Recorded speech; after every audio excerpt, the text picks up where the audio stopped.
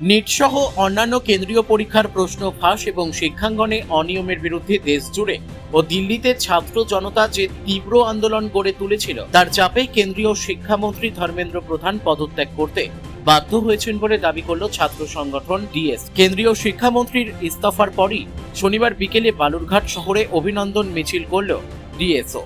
সংগঠনের পক্ষ থেকে এই পদত্যাগকে আন্দোলনের বড় জয় হিসেবে অভিহিত করে সাধারণ মানুষ ও ছাত্র জনতাকে সংগ্রামী অভিনন্দন জানানো হয়। তারা হুঁশিয়ারি দেন যে এই পদত্যাগ যেন নিছক আনুষ্ঠানিকতা না হয়। প্রশ্ন ফাঁসে জড়িত সমস্ত আধিকারিক ও নেতাদের বিরুদ্ধে সরকারকে উপযুক্ত আইনি পদক্ষেপ নিতে হবে এবং একটি স্বচ্ছ পরীক্ষা ব্যবস্থা গড়ে তুলতে হবে। তা না হলে রাজপথে আন্দোলন অব্যাহত রেখে সরকারকে যথাযথ জবাব দেওয়া হবে বলেও তারা স্পষ্ট করেন।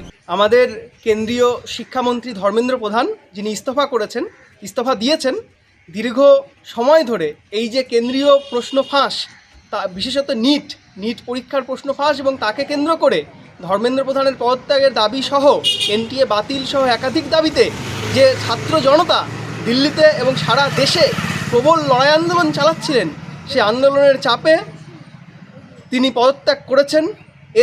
এ আন্দোলনের চাপেই তাকে পদত্যাগ করতে বাধ্য হয়েছেন। আমরা আশা রাখছি এই যে তার পদত্যাগ শুধু এটা নিছক পদত্যাগ হিসেবেই থাকবে না, এই প্রশ্ন ফাঁসের সঙ্গে যুক্ত যে সংস্থা সহ যত ধরনের আধিকারিক এবং নেতা মন্ত্রী সকলের বিরুদ্ধেই সরকার উপযুক্ত পদক্ষেপ গ্রহণ করবে এবং আগামীতে আমরা আশা রাখব যে সরকার একটা সুষ্ঠু পরীক্ষা পরিচালন ব্যবস্থা গোটা দেশের ছাত্র যুব সমাজের কাছে প্রোভাইড করবে। যদি সরকার আগামীতে প্রশ্ন ফাঁস সহ শিক্ষা দুর্নীতিতে আবারও জড়িত হয়, ছাত্র আন্দোলন চলমান আছে, আবারও আন্দোলনের ময়দানে সরকারকে তার উপযুক্ত জবাবদিহি করা হবে।